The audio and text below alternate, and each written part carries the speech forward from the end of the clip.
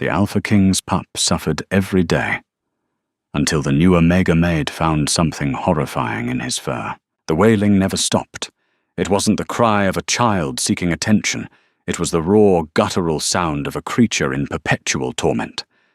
In the west wing of the Obsidian Palace, where the shadows stretched long and cold, the Alpha King's heir, a pup named Leo, lived in a gilded cage of neglect. Servants whispered that the boy was cursed, born with bad blood, that drove his mother to her grave. King Orion Blackwood, a man composed of storms and silence, couldn't bear to look at the trembling ball of fur. But the truth wasn't a curse. It was something far worse, hiding in plain sight, buried deep where no one dared to look. The Obsidian Palace did not welcome guests. It swallowed them. Aurora Sterling stood at the base of the colossal iron gates, her breath hitching in her throat as the mist curled around her worn boots. She was an Omega, a rank that rendered her socially invisible in the hierarchy of the werewolf packs. To the world, she was labor, a pair of hands to scrub floors or mend tunics. To the High Council of the Northern Territories, she was a budget adjustment, a transfer from a failing border pack to the royal staff of King Orion Blackwood.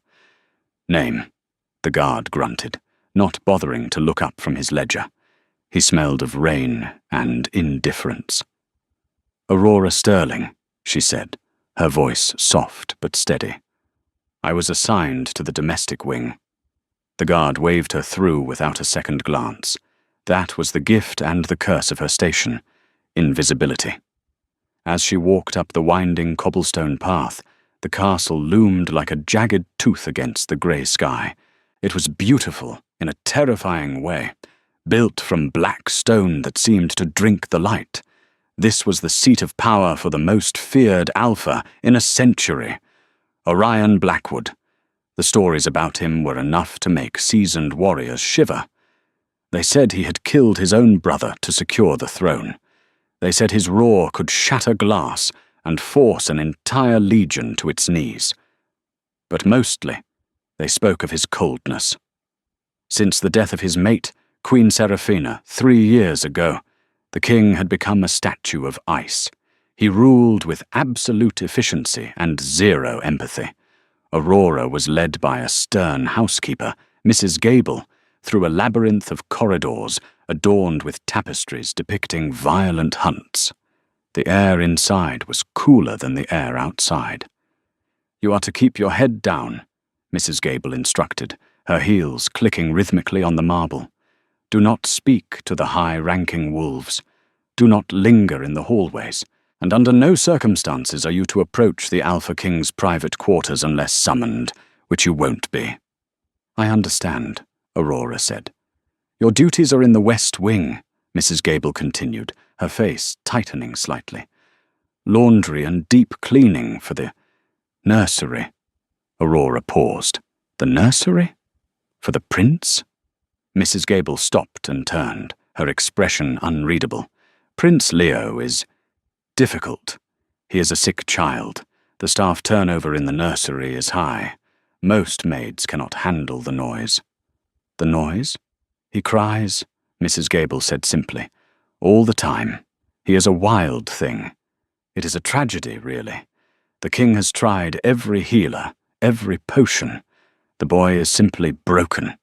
We do what we can to keep him fed and clean, but do not expect a warm welcome from the child. He bites. They arrived at a heavy oak door at the end of a dim corridor. Even from here, Aurora could hear it. A low, rhythmic whining, interspersed with sharp yips of distress. It didn't sound like a bratty child. It sounded like an animal caught in a trap. In here, Mrs. Gable said, unlocking the door. You start immediately. The other maids are on break. Just try to change his bedding if he lets you. As the door clicked shut behind her, Aurora was plunged into a room that smelled of lavender and antiseptic, an attempt to mask the underlying scent of distress pheromones. The room was lavish, filled with expensive toys that looked untouched. In the corner, inside a massive crib railing made of polished mahogany, huddled a small shape. It was a wolf pup. Not a human child. At this age, royal children often shifted uncontrollably, stuck in their wolf forms when emotional. The pup was charcoal grey, a miniature reflection of the king, but his fur was matted and dull. He was shivering so violently that the crib rattled. Aurora took a step forward. "Hello," she whispered. The pup snapped his head up. His eyes were gold, like his father's, but bloodshot and wide with panic. He snarled, a tiny, pathetic sound, and backed into the corner, scratching frantically at his own neck. "It's okay," Aurora cooned, lowering her body language. "I'm not going to hurt you." But as she watched the pup scratch, his hind leg thumping relentlessly against his ear, his claws tearing at his own skin, she realized Mrs. Gable was wrong. This wasn't a broken child. This was a child in agony. And for the first time in her life, being invisible wasn't enough. She had to be seen, if only by him. 3 days passed, and Aurora learned quickly why the nursery was a revolving door of staff. The atmosphere was suffocating. The other maids, 2 betas named Clara and Elise, did the bare minimum. They tossed food into the crib, used magic to siphon away waste without touching the boy, and spent the rest of their shifts complaining in the hallway. "He's a monster," Clara whispered one morning, sipping tea while Aurora scrubbed the floor. Just like his father, but without the control. "Look at him. He's rabid." Aurora didn't answer. She was watching Leo. The pup had shifted back to human form only once, briefly. A thin, pale boy of 4 years with dark circles under his eyes, before the pain evidently became too much, and he shifted back to his wolf form, perhaps finding it easier to endure the suffering with a thicker hide. He spent his hours pacing. Step, step, whine, step, step, scratch. He had rubbed a patch of fur raw behind his left ear. "Has a doctor looked at that spot?" Aurora asked, gesturing to the raw skin. Elise rolled her eyes. "Obviously. The royal physician gave him a salve. It doesn't work. The boy does it to himself. It's psychological. He wants attention, because the king never visits." "Does the king ever come?" Aurora asked. The room went silent. The temperature seemed to drop. "The king," a deep, baritone voice rumbled from the doorway, "is standing right here." Aurora froze. She was on her knees, a scrub brush in hand. She lowered her head instantly, baring her neck in submission, her heart hammering against her ribs. Orion Blackwood filled the doorway. He was massive, radiating an aura of power that felt like physical weight. He wore a black tactical suit, the sleeves rolled up to reveal scarred forearms. His presence was suffocating, a mix of rainstorm ozone and absolute dominance. Clara and Elise scrambled to bow, stammering apologies. Orion ignored them. He walked into the room, his heavy boots silent on the plush rug. He approached the crib. Aurora dared to peek through her lashes. She saw the king's hand grip the railing, his knuckles turning white. He looked down at his son. There was no love in his eyes, but there wasn't hate either. There was a profound, exhausted despair. It was the look of a man watching a building burn down and knowing he had no water to put it out. The pup, Leo, stopped pacing. He looked up at his father and let out a high-pitched keen, pressing his body against the bars. He wanted comfort. He wanted his father. Orion reached a hand out, hovering it over the pup's head. Leo leaned into the phantom touch, trembling, but Orion pulled his hand back before making contact. "Has he eaten?" Orion asked, his voice devoid of emotion. "Barely, my king," Clara squeaked. "He refuses the venison." "Keep trying," Orion said. He turned to leave, his cape swirling around him. "And get that smell out of here. It smells like distress." "We try, sire, but—" Orion stopped. He didn't turn around. "Do not offer me excuses. Offer me results." As he strode out, the vacuum of his presence left them gasping. The pup realized he had been rejected again, threw his head back and howled, a sound of pure heartbreak. Aurora felt a crack in her chest. She looked at the raw, bleeding skin behind the pup's ear. She looked at the expensive food rotting in the bowl. Later that evening, a thunderstorm rolled over the mountains, shaking the foundations of the obsidian palace. The thunder terrified Leo. He was frantic, throwing himself against the sides of the crib. Clara and Elise had left for the night, leaving Aurora to finish the laundry. Technically, she wasn't supposed to touch the heir. It was strictly forbidden for an Omega to handle the future Alpha.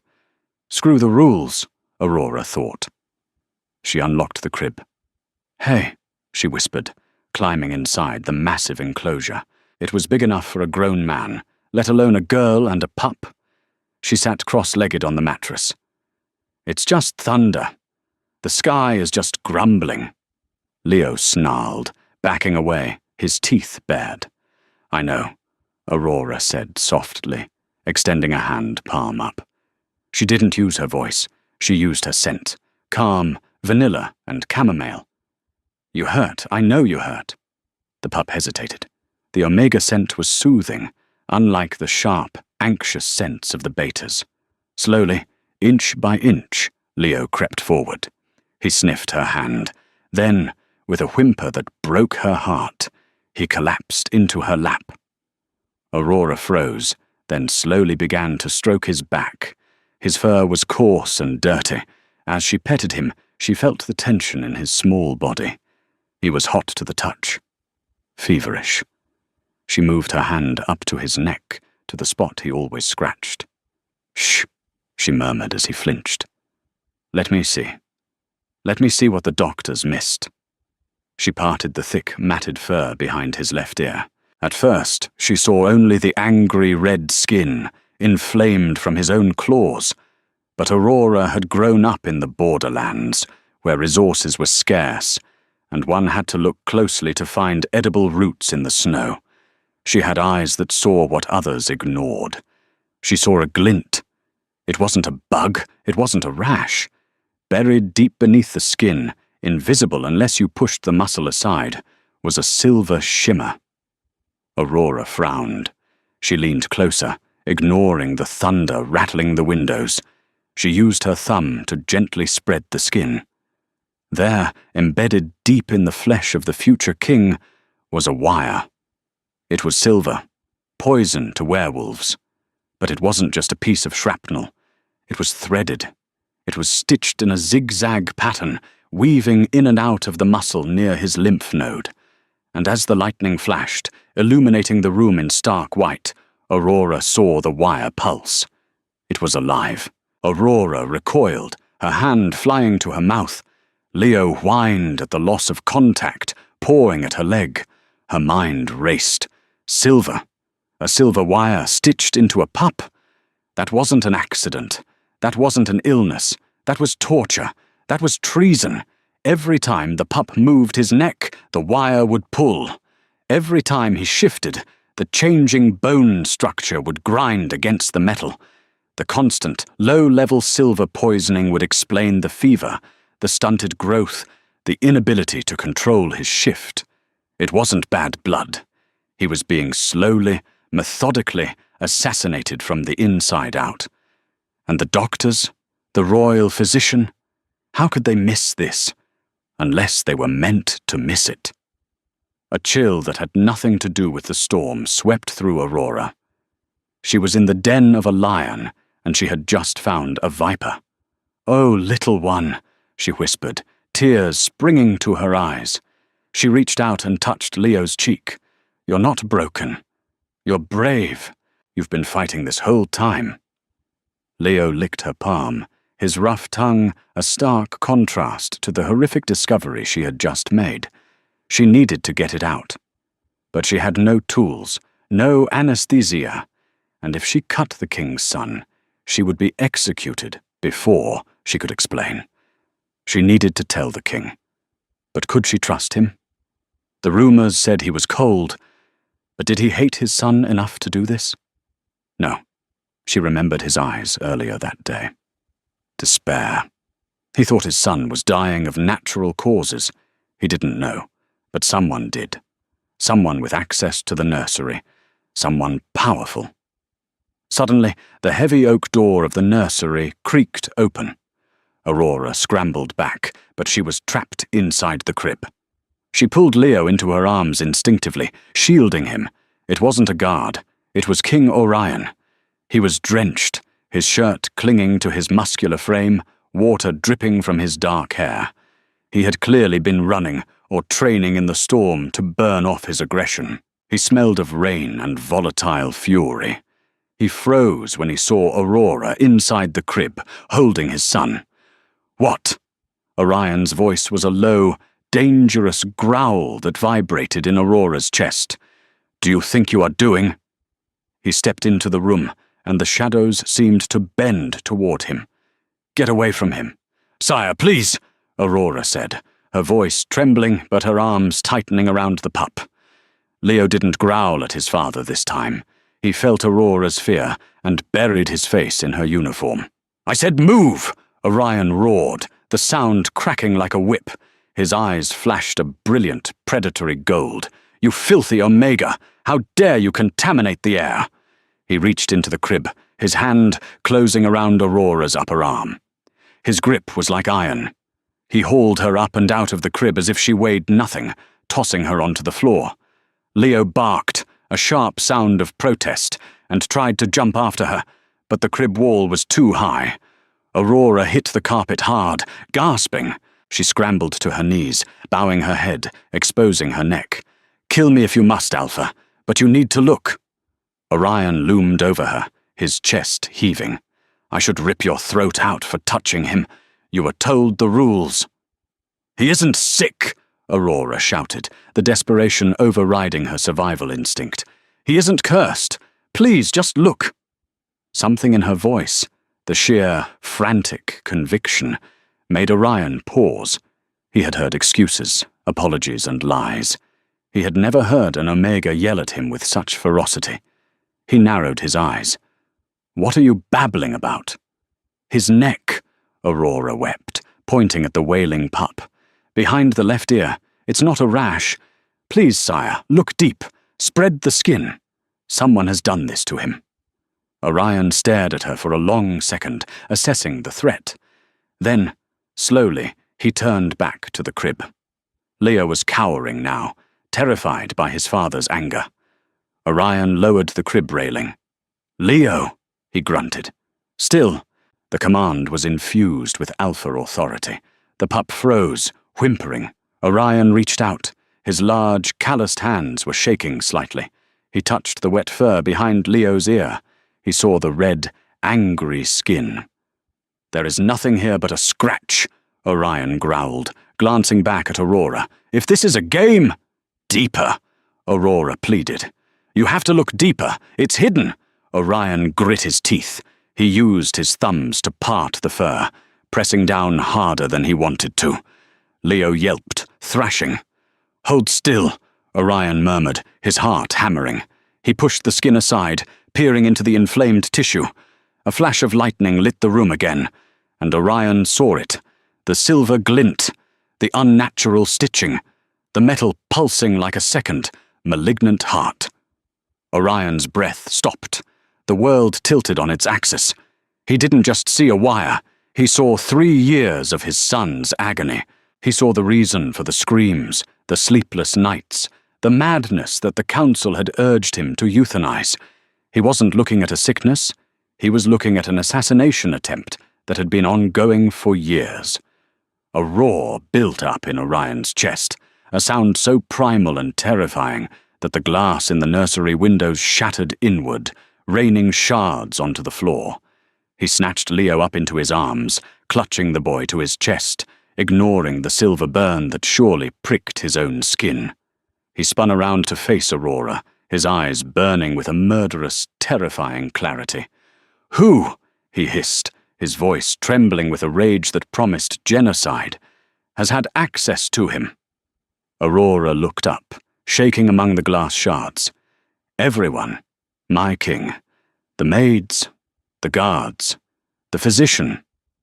Orion looked down at the small, trembling bundle in his arms, the son he had pushed away because he couldn't fix him. Tears, hot and unfamiliar, blurred his vision. He looked back at Aurora, the invisible Omega girl who had seen what an army of experts had missed. "Get up," Orion commanded. Aurora stood on shaky legs. "You are no longer a maid," Orion stated, the steel returning to his voice, harder than before. "From this moment, you do not leave his side. You are his shield."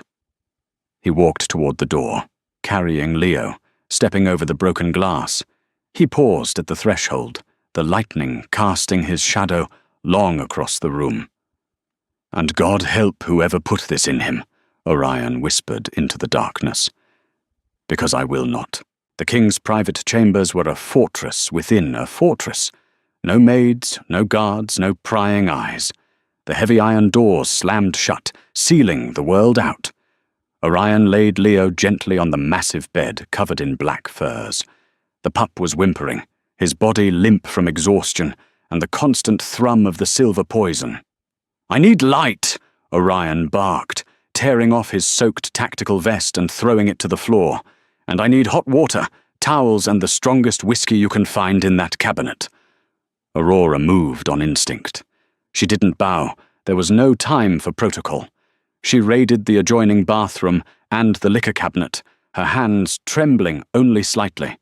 When she returned, Orion had already set out a small leather kit of surgical tools. He wasn't waiting for a doctor. He was going to do this himself.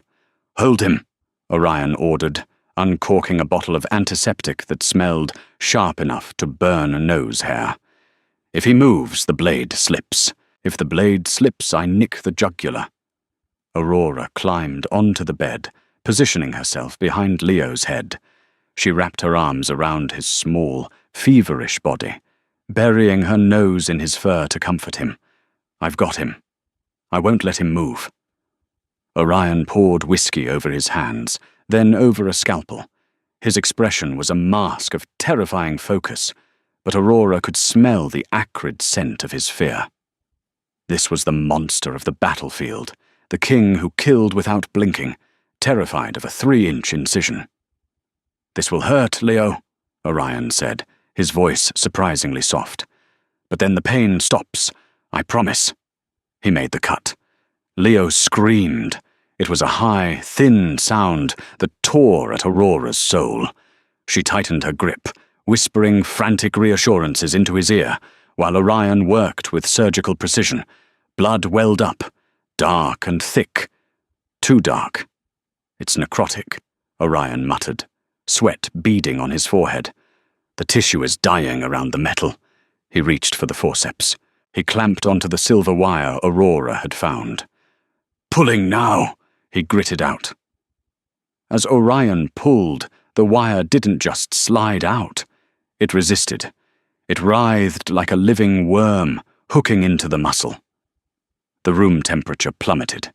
Shadows in the corners of the room seemed to stretch toward the bed. "It's spelled," Aurora gasped, feeling a wave of nausea.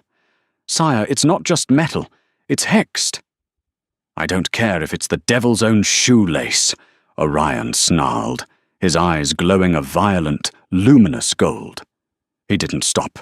He channeled his alpha aura, a wave of pure, dominance-fueled power that flooded the room. It was suffocating, heavy like lead, but it battered back the dark magic clinging to the wire.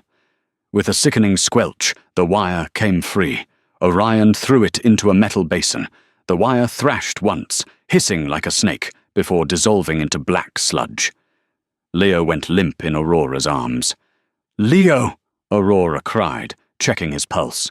"He's alive," Orion said, his voice rough. He dropped the tools and pressed a sterile pad to the wound. "His heart is strong. The poison is gone." For a long moment, the only sound was their heavy breathing and the rain hammering against the stone walls.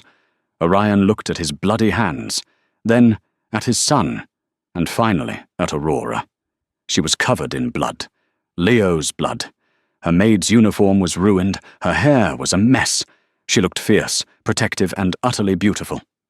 "You," Orion said, the adrenaline beginning to crash, leaving him raw. "You saved him." "We saved him," Aurora corrected softly. She didn't look away from his intense, golden gaze. Orion reached out, his hand hovering near her face. He hesitated, then pulled back, his walls slamming back up. "Clean him up! I need to summon the council! Someone is going to die for this tonight!" "Wait," Aurora said, grabbing his wrist. The contact was electric. Shocks ran up her arm. Orion froze, staring at her hand on his skin. No one touched the Alpha King without permission. "Don't summon the council," she whispered urgently. "Not yet." "Why?" he growled, though he didn't pull away.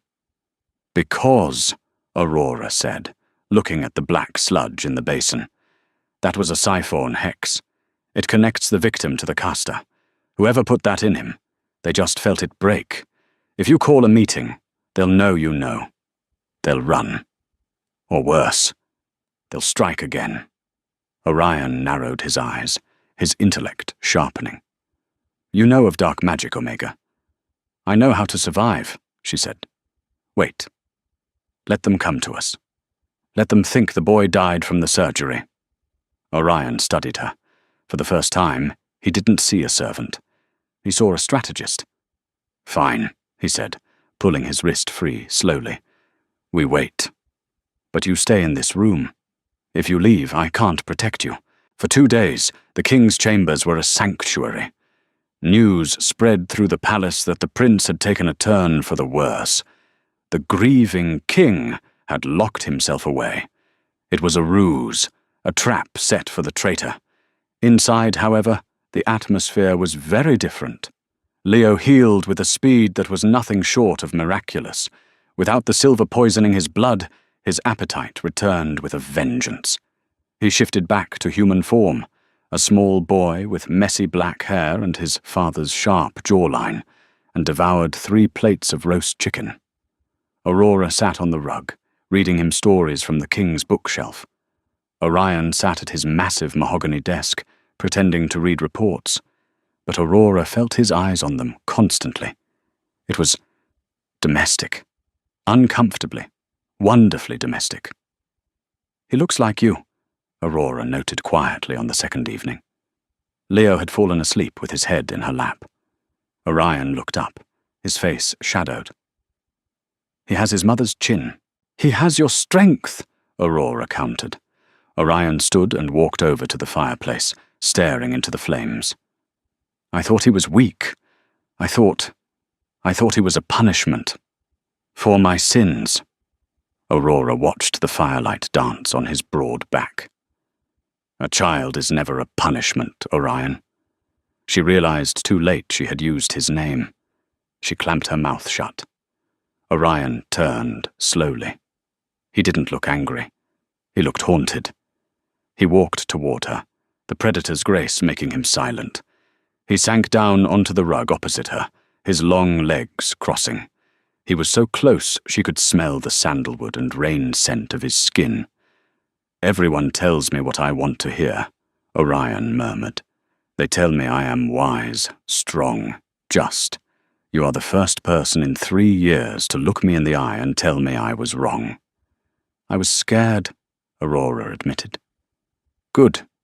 You should be," Orion said, a ghost of a smirk touching his lips. He reached out, and, this time, he didn't stop. He brushed a stray lock of hair behind her ear. His fingers were calloused but incredibly gentle. Aurora's breath hitched. The touch was intimate, far beyond the boundaries of their stations. "Why were you assigned to the laundry?" Orion asked, his thumb grazing her cheekbone. "You are clearly educated. You recognize hexes. You speak like a noble." "My pack fell," Aurora said, her voice tight. "The Red Ridge pack. We were overrun by rogues. I was the Alpha's daughter. But when the pack falls, the survivors are stripped of rank. I became an Omega to survive." Orion's hand froze. "The Red Ridge pack. It had been a massacre 5 years ago. You are Aurora of Red Ridge? Your father was a great warrior. He is dead, Aurora said simply. And I am a maid. Not any more, Orion said. His gaze dropped to her lips, then back up to her eyes. The air between them crackled with a tension that was thick enough to taste. It wasn't just gratitude. It was the pull of a mate bond, faint and buried under trauma, but waking up.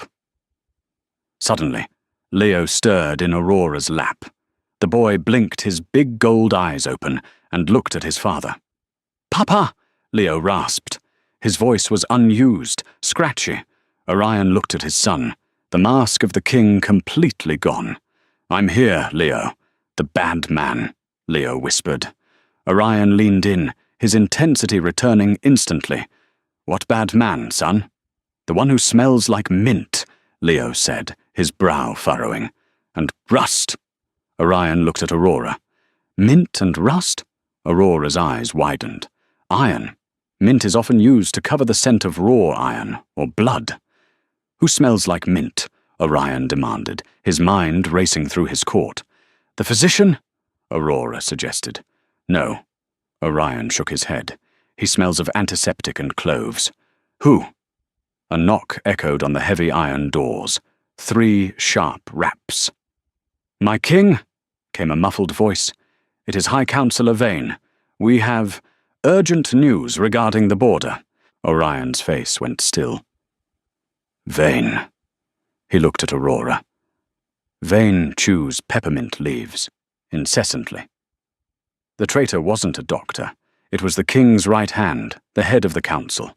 "Stay here," Orion commanded, standing up and shifting instantly into his war mode. He pulled a dagger from his boot and handed it to Aurora. "If anyone but me walks through that door, you gut them." "Orion, I mean it," he growled. He kissed her forehead, a hard, desperate press of lips, and then strode to the door. He opened it just enough to slip out, leaving Aurora and Leo in the silence of the chamber. But the silence didn't last. Minutes later, the temperature in the room dropped again. Not a chill, but a deep, supernatural freeze. Frost began to form on the inside of the windows. The fire in the hearth turned blue, then sputtered and died. Leo whimpered, clutching Aurora's sleeve. "The shadow comes." Aurora gripped the dagger. The door was locked. The wards were up. But the threat wasn't coming from the door. It was coming from the shadows themselves. From the dark corners of the room, pools of ink began to rise. They coalesced into humanoid shapes. Shadow stalkers, creatures of void magic, assassins that could bypass physical walls. Vane. He knew the king was distracted. He had sent his cleanup crew. "Get under the bed," Aurora ordered Leo, her voice shaking but firm. "No, Mama!" Leo cried, the word slipping out. "Go!" She shoved him under the heavy oak frame and turned to face the monsters. There were 3 of them. They had no faces, only jagged slits for eyes that glowed violet. They moved with a glitching, jerky speed. Aurora wasn't a warrior. She was a cleaner. But she was also an alpha's daughter who had survived the fall of her pack. She grabbed a heavy silver candelabra from the nightstand. Ironically, silver was useful now, and swung it as the first stalker lunged. Clang! The silver connected with the shadow form, burning it. The creature screeched, a sound like grinding metal. "I am not invisible tonight!" Aurora screamed, adrenaline flooding her veins. The second stalker swiped at her. Claws made of cold smoke tore through her sleeve, slicing her arm. Cold burned through her veins, but she didn't drop the weapon. She was fighting for the boy. She was fighting for the man who had looked at her with heat in his golden eyes. She backed up against the desk, swinging wildly. She managed to dissipate one stalker, its form losing cohesion under the silver onslaught. But the other 2 were closing in. One lunged for her throat. Suddenly, the heavy iron doors of the chamber exploded inward. It wasn't opened. It was ripped off its hinges. Orion stood there, But he wasn't in human form. He was a wolf, a massive, midnight black wolf, easily the size of a warhorse. His eyes were burning infernos. He didn't bark. He roared, a sound that shook the stone foundations of the palace. The Shadowstalkers turned, sensing a threat far greater than the girl. Orion launched himself into the room. He was a blur of violence. He caught the first stalker in his jaws and shook it, tearing the magical construct apart with sheer brute force and alpha dominance. The shadow dissipated into harmless smoke. The last stalker tried to flee through the wall. Orion swiped it with a paw the size of a shield, pinning it to the floor. He snarled, biting down on the creature's head. It popped like a bubble. Silence returned to the room, save for Orion's heavy, growling breaths. He turned his massive head toward Aurora. His muzzle was dripping with shadow ichor. He looked terrifying, a monster from a nightmare. Aurora didn't flinch. She dropped the candelabra and stepped forward, clutching her bleeding arm. "Leo is safe," she whispered. "He's under the bed." The giant wolf huffed, his golden eyes scanning her injury. He whined low in his throat. Orion shifted. Bones cracked and reshaped, fur retracting into skin. In seconds, the naked king stood before her, not caring about his nudity, caring only about the blood on her arm. "They touched you," he whispered, his voice trembling with a rage that made the earlier surgery scene look like a tea party. "I'm fine," Aurora said, though her legs were giving out. "Where is Vane?" "Vane has fled," Orion said darkly, wrapping an arm around her waist to hold her up. "He realized I knew. He ran to the southern clans. This is war, Aurora." He looked down at her, his expression fierce and possessive. "But he made a mistake," Orion vowed. "He left his scent, and he attacked my pack." Aurora looked up at him. "Your pack? It's just you and Leo." Orion pulled her closer, staining his skin with her blood. "No. You defended my cub. You bled for him. You are pack now, Aurora Sterling." He leaned down, his forehead resting against hers. "And if Vane thinks he can touch what is mine," Orion whispered, the alpha growl vibrating through her chest, "he is going to learn why even the demons fear the dark." From under the bed, Leo crawled out. He didn't run to his father. He ran to Aurora, wrapping his arms around her leg. "Mama bleeds?" Leo asked, tears in his eyes. Orion looked at his son, then at Aurora. The word Mama hung in the air, heavy and undeniable. "Yes," Orion said softly, "but we will heal her. And then we hunt." The obsidian palace was no longer a tomb. It was a forge. In the hours following the attack, the energy within the stone walls shifted from oppressive silence to calculated violence. The loyal Northern Guard, men and women who had served Orion since the wars, flooded the corridors. They wore black armor and grim expressions, their loyalty reignited by the news that had spread like wildfire. The king is back. The prince is safe. The traitor is hunted. Aurora stood in the center of the war room, a vast chamber dominated by a tactical map of the territories, carved from obsidian and inlaid with silver rivers. She felt out of place, yet undeniably grounded. She was no longer wearing the grey wool of a maid. Orion had ordered her dressed in fitted leather travel gear, practical, armored at the shoulders and chest, and marked with the royal crest.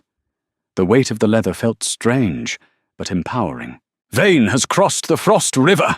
Orion's voice boomed, pointing to a jagged silver line on the map. He looked revitalized, the exhaustion of grief replaced by the terrifying focus of a predator. His presence filled the room, demanding absolute attention. "He seeks asylum with the Southern Separatists. If he reaches their stronghold, he will use his dark magic to raise an army of thralls. We cannot allow him to dig in." "We cannot let him entrench," agreed General Kyle, a scarred beta with a skepticism etched into his weathered face. He traced the southern border on the map. But the southern marshes are treacherous, sire. The ground eats heavy armor. Horses panic. We would be marching into a grave. We aren't taking an army, Orion said, his eyes cutting across the table to find Aurora's. The look was intense, a silent acknowledgement of their shared secret. An army moves too slow. We are taking a strike team. We cut the head off the snake before it coils.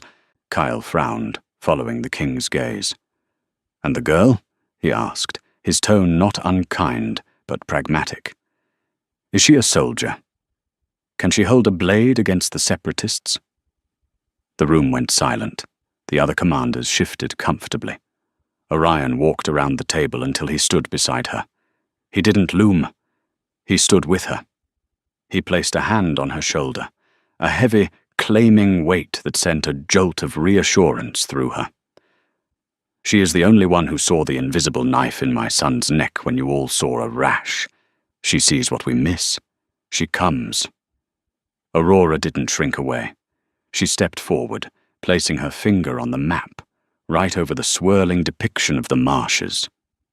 General Kyle is right about the mud, Aurora said, her voice clear and steady. But he is wrong about the path. My father's pack hunted the edges of these wetlands for generations.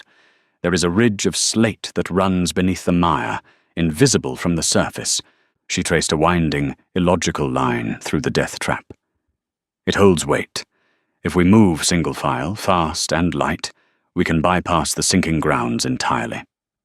Kyle blinked, looking at the map, then at the king. He nodded slowly, respect dawning in his eyes.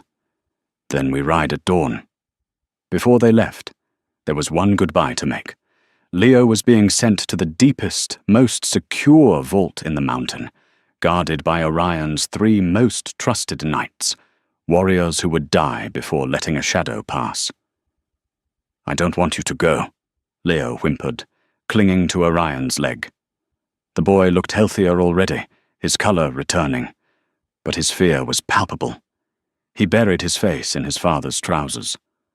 Orion knelt. For the first time in years, he looked like a father, not a statue. He cupped his son's face, his thumbs brushing away tears. I have to go, Leo. I have to make the world safe for you. I have to make sure the bad man never comes back. And you? Leo looked at Aurora, his bottom lip trembling. Mama? The word still hung in the air, heavy and sweet, stopping the hearts of the guards nearby.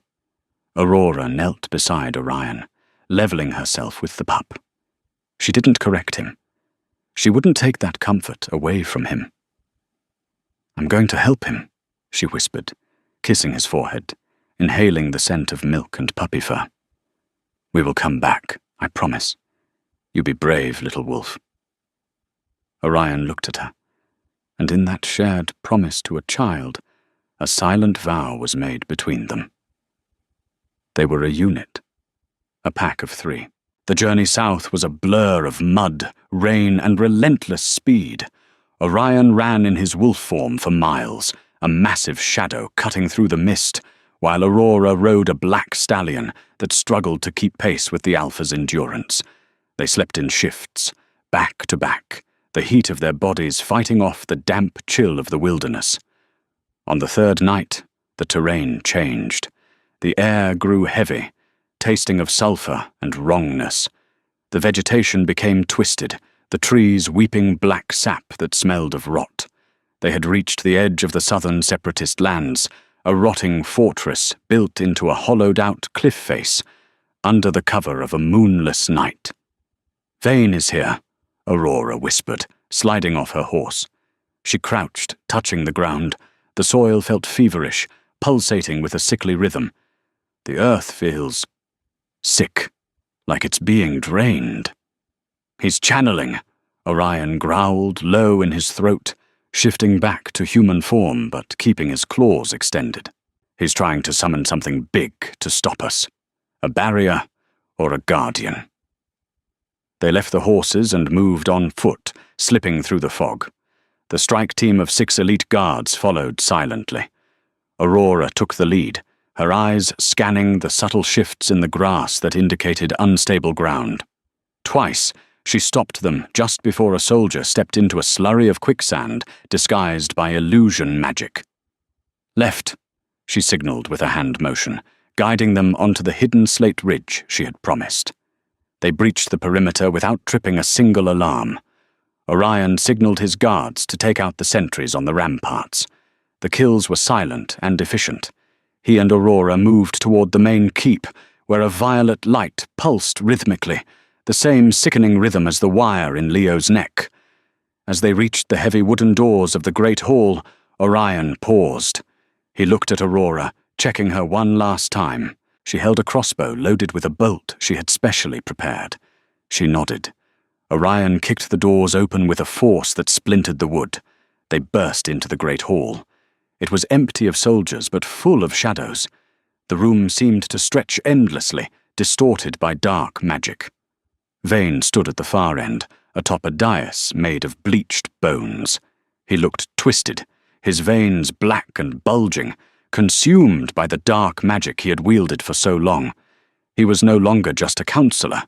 He was a vessel for the void. "I knew you would come, Alpha," Vane sneered, his voice echoing as if spoken by 1,000 voices at once. "You are so predictable. Always leading with your teeth, never your head." "You poisoned a child," Orion said, stepping forward, his sword drawn. The blade was rune-etched, glowing faintly with starlight, the only clean thing in this room. "There is no strategy that justifies that. There is only cowardice." "It wasn't poison," Vane laughed, a wet, rattling sound. "It was a siphon. Every ounce of pain the boy felt fed me. Every scream was power. Why do you think I grew so strong while you withered in grief? I drank his life, drop by drop," Orion roared, a sound of pure fury that shattered the stained glass windows, sending colorful shards raining down. He charged, but Vane raised a hand, and the shadows on the floor surged up like tentacles. They wrapped around Orion's ankles, his waist, his throat, pinning him in mid-stride. The king struggled, his muscles straining against the binding, but the magic was ancient and heavy. "I will drain you just like I drained your son," Vane hissed, his eyes glowing violet. "And then I will take the crown." He turned his gaze to Aurora, who was standing near the entrance, her crossbow raised. "And you?" Vane smirked, dismissing her. "The maid. How quaint. Do you think a toy bow can hurt a god?" Aurora didn't tremble.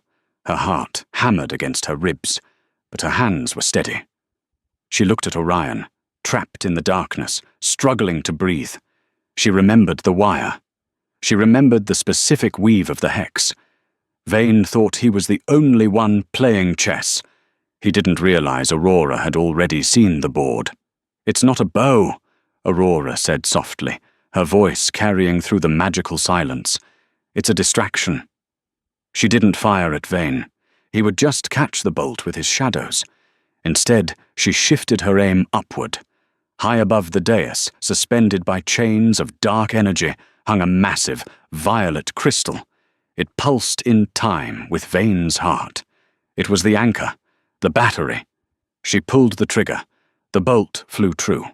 It was tipped not with steel, but with the same silver sludge Orion had extracted from Leo, the remains of the siphon wire. Aurora had saved it, coated the arrowhead, and let it dry. Like calls to like. The frequency matched. The bolt struck the crystal with a deafening crack. The crystal didn't just break, it shrieked. A backlash of necrotic energy exploded outward, a shockwave of violet fire. The shadows holding Orion flickered, screamed, and died. Orion hit the ground and rolled, instantly on his feet. The connection between Vane and his power source was severed violently. "You wretch!" Vane screamed, clutching his chest as the feedback loop burned him from the inside. Smoke began to pour from his eyes and mouth. Orion didn't give him time to recover. He crossed the distance in a heartbeat, moving faster than thought. He didn't use his sword. He tossed it aside, This needed to be personal. He shifted his hands partially, claws lengthening into razor-sharp obsidian daggers. He delivered a blow that sent Vane flying into the stone wall, cracking the masonry. Vane crumbled, coughing up black ichor. He tried to crawl away, but he was broken. I did what was necessary for the stronger bloodline. Orion grabbed Vane by the throat, lifting him off the ground with one hand. Strength isn't about feeding on the weak, Orion snarled, his face inches from the traitors. Strength is enduring the pain to protect them. You are not strong, Vane. You are just a parasite. Orion didn't kill him quickly. He tightened his grip, letting his alpha aura crush Vane's mind, forcing him to feel every ounce of terror Leo had felt for 3 years. The god of shadows whimpered like a kicked dog. For my son, Orion whispered. There was a sickening crunch. Vane went limp. Orion dropped the body. He stood there, panting, the adrenaline fading, leaving him shaking.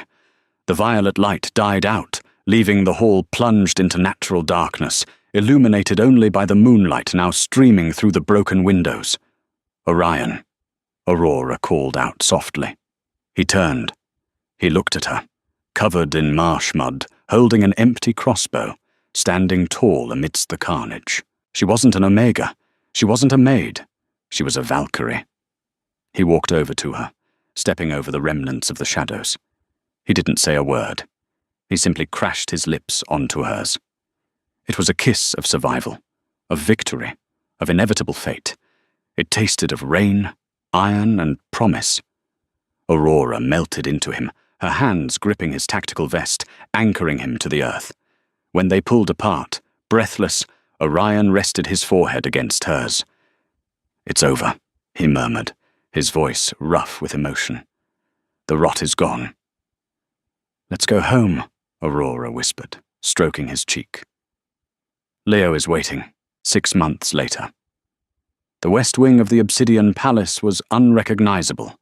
The heavy drapes were gone, replaced by sheer linen that let the sunlight pour in, illuminating the dust motes dancing in the air.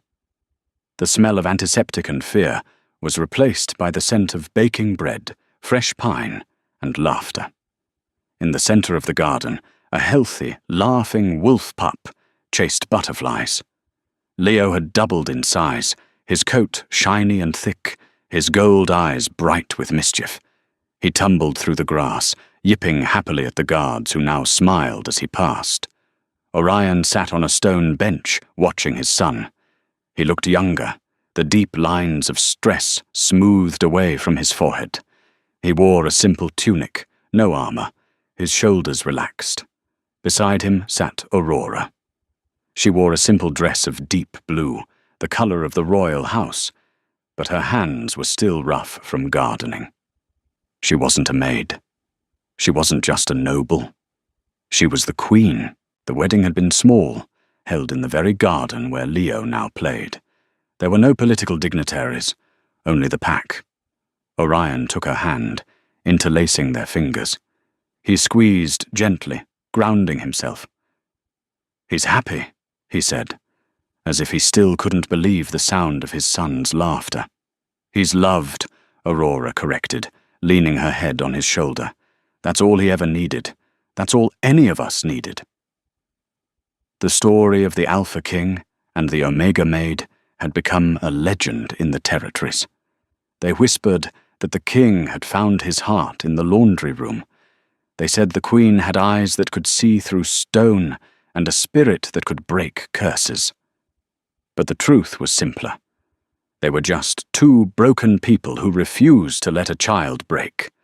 They found that even in the darkest cracks of a crumbling kingdom, love could grow like a flower through concrete, unexpected, resilient, and impossible to kill. Orion kissed her knuckles. Thank you for seeing him. Thank you for seeing me. Aurora smiled, watching Leo howl joyfully at the sun. I just looked where no one else would. Moral of the story. True power is not found in the crown you wear or the fear you command, but in the willingness to look closer at the things others ignore. Sometimes, the greatest heroes are not the warriors with swords, but the ones who hold the light in the dark and refuse to look away from the pain. If this story touched your heart, please like, share, and subscribe for more tales of love, destiny, and the magic hidden in the shadows.